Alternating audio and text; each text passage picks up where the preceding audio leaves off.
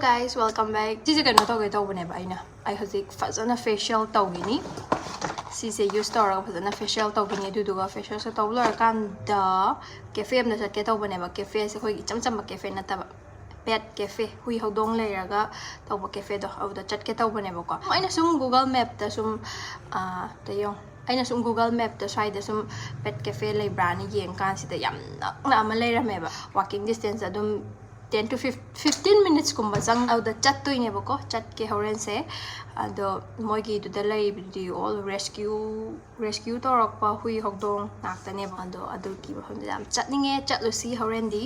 saksi ju tum holok ta ngai brush ta ora ga mai ta dri bo mai je ta bai ta ba ta dri ngai si da phadana facial je hana tok tho over je bo sigi facial kit se nude hai ba 30 minutes DIY makeover facial kit diamond glow ka we magi si kit mam samna hairab da khoi gi mai je glow pina ba skin je glow pina ba ne ai ta si gi kit se 6 step ne ba yawi se cleansing milk face exfoliating scrub massage cream face mask face serum sunscreen no myam hour se facial se tawa step 1 cleansing milk Sigi cleansing milk na koi gi pores se phadana deep clean tawe du amon kai loi lok thoga yamna koi skin jam fresh and radiant pi budai na pi edu duga kanar ba antioxidants kya ma yaw edu na koi skin jam na healthy amasung glow pi e bako product se koi na phadana circular motion da apply to birani edu duga koi na towel achorpa mana wipe off tawani step 2 da exfoliating face scrub se sijina doine bako Sigi scrubs in a dead skin cells layer and basing the loin remove to be new skin cells put her up with the mating bang do a my blood flows has stimulates to be up in a skin and healthy and be smoother softer or hand other products a coin of hazana my amasungak some the scrub tower matung the mini nigum matamaga wet towel amanam hazana loina taitopirani Step 2 tang taw da ngai mai di yam na nan ba nungai ba hawra kreba ko step number 3 dana massage cream ne Sigi products da organic oils kya ma yawe adadi with germ oil adadi khoi avocado oil kai kai ma yawe sisina khoi gi dark spots leba dryness oi ba adadi acne leba kai kai loina phahal lebo ko aduga avocado oils na khoi gi skin je hena hydrate ohen ba khoi gi radical damage sai su protect si jo khoi gi mai ngak sam loina phajana apply to birani minute 10 gumba phajana circular motion da ko duga taithok birani si su ngasai gi dumaina chamana na Step number 4 dana face mask Sigi face mask they always say mulberry, daisy flower and vitamin C sing say yaw bako dark spots lai base lighten to holle do hoigi complexion je hen brighten o helle do collagen production da sumoy na mating pange brush season agera khut na season agera koina product se koigi mai ma sungak sam da phajana taisalani adu duga minute 10 thambirani du duga wet towel na phajana taithok piro aduga ising aying manamu phajana wash tawbiro hojiki face mask to tawa taiba loira matung da phajana taithok e du phajana ai wash tawre bako ising aying mana phajana mai je wash tawre ado anu loire bu gumne lo shala abni step ani tangai re ko ani se taishan gra dum loire step 5 kisna khoi gi face serum ne ko drop se 1 2 3 4 5 muki chang lo re bai di ko sigi serum jina khoi skin the discoloration labor dullness labor fine lines labor sing se loina pa halle acne su Aroi bagisina sunscreen sineba ko sige se SPF 30 yawe du akoi gi harmful oiba UV rays tagi ngak thokna ba natural preservatives kya masu yawe and smile to da ai gi facial hozik loire ado myam ai hozik sigi facial kit se isana tokjaraga loi khre da na bne hozik ma ai gi mai am ing laura yam cooling ora kai hai ta phone nai namne me kya se ngok da mina uram roi mai je langkhatlaga khangde phajaba do oi ba ko do ga yam smooth oi mon lawe do ga ing laura kai hai dun hong yam nungai bane ba ko ado myam su sigi se season awa try to tho adum skincare phana taw tar su marak ta adum facial to wai dum kanai da na ko oi mo ong da yum da dum isana taw jaraga kan su kana ba nungai da na ko adaina oi yam nungai ba ko sigi se dum yam su try to tho ai link to ai description da hapchar amage facial de taw bolor kan da yari gai di dum phana koina hadi 24 hours ko ado makeup to shan da bana budi phabane ado ai di horen ja thok toini na yamna heavy when su taw dabli na te ai gi de horen ne ado horen kitang light make ama kai ma taw budi taw ge adu yam kesan budi taw roi bako ado yari gai di dum 24 hours makeup taw shan da bana di phai bako ado ne ado yari gai di taw bironu dum horen ai chatla kan du chara age pet cafe chat padu hapchara ke bye ado ma'am ai gi facial ke kai tawagi tawre da no ko dugi ma kha tar koina ado chatlaga yenguse andam hui hogdong si ram yengurase yengo soksyo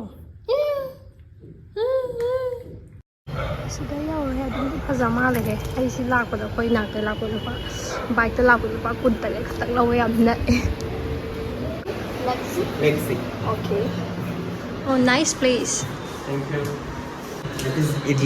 idli has a partner called dosa okay idli and dosa and that is Mia over there Mia sina Mia ka we hai aduga sina dosa and there is idli hi idli आपके ऊपर लगे thank you you gonna Mia ये microphone में पूरा उठा हम लिए मैं हवा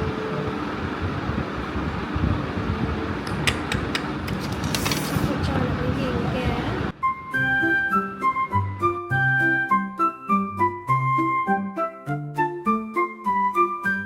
very quiet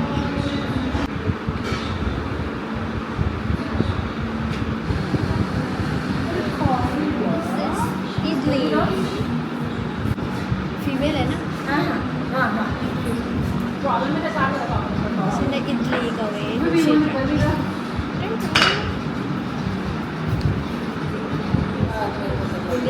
Hindi, you understand Hindi? Okay. చెప్పండి తెలుగులో నాకు ఒక గంట చెప్పినట్టు అయిపోతుంది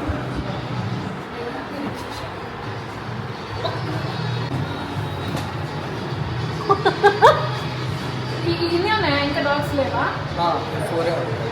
ఓకే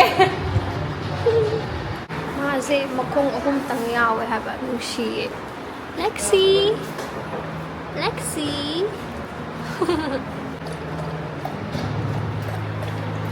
अब तो ये चलो क्या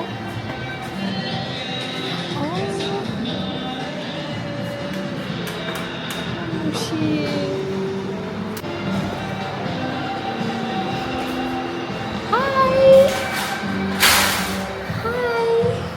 Tiger was run over by a car. He's partially deaf oh and he doesn't have his front two legs. oh my He doesn't have god Nushi This is oh my god kapning eh ay kapning mana si Nushi she's fully blind. So while she was trying to cross the road, she was run over by an auto and her leg was fully gone. So she's got only 3 legs. Makes lots of noise. Very naughty. very naughty guy Milky and Noisy were rescued from the same accident. Both of them were run over by a car. He's very friendly. oh Most friendliest cat. If you sit down and relax, he'll come and sit on you for 5 hours straight. He's very friendly. Nushi hai ba yam na makhong yaw zat ay si si yam Nushi Mina so makhong ahum tang ba le Nushi tuk tuk tuk tuk tuk tuk tuk Sina Luna can I see your face once Luna tuk tuk tuk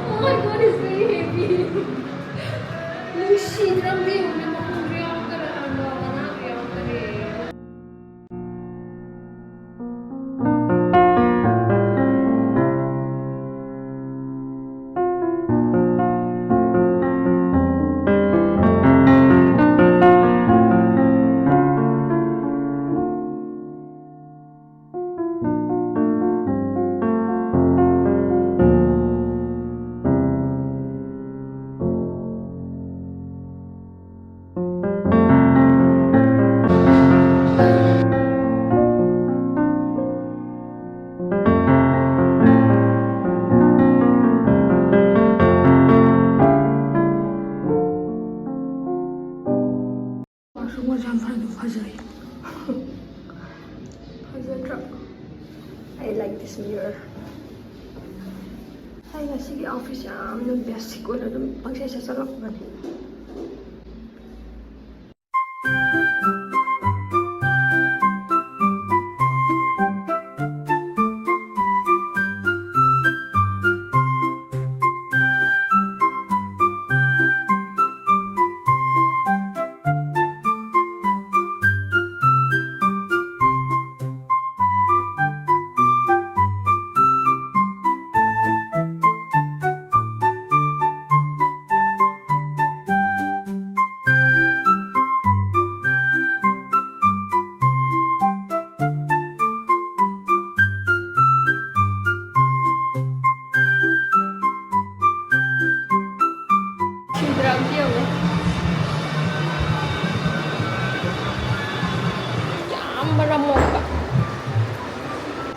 Book tawbike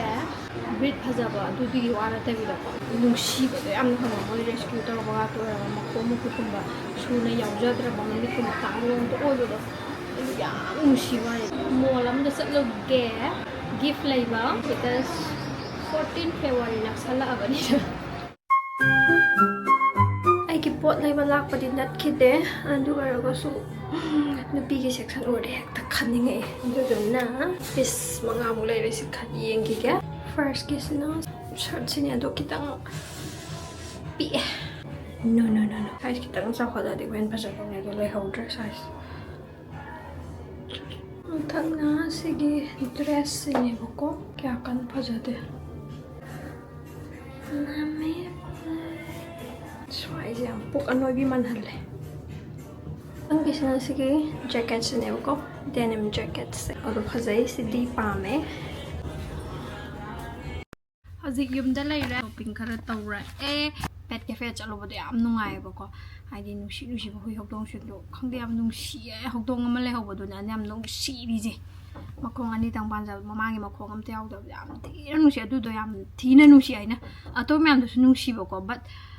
ma duna khare he nungshi ba da ngon sida khangbra thamoi sida haidi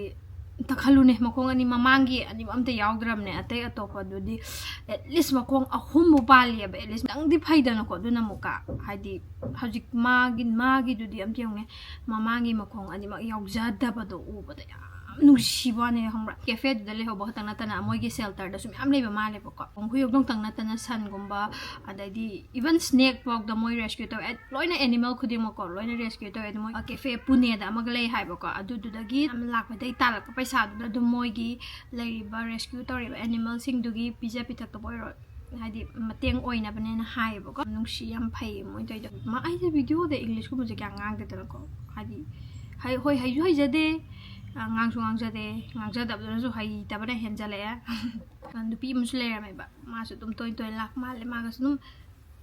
orisan na da ko tana english khara di angrezi khara di tawre khoi gi di english ngang ba se am saw ba ne am yening na da ba ne ko comment english to haite ngang ganu adadi english to ngang jodi ya drabo adu tawbado miram jida laibani na hindi ju haijade telugu ju haite adu english ta phawna tamne haigera hairoira angamba mo ong da phawna tamne upai lete na tra adu na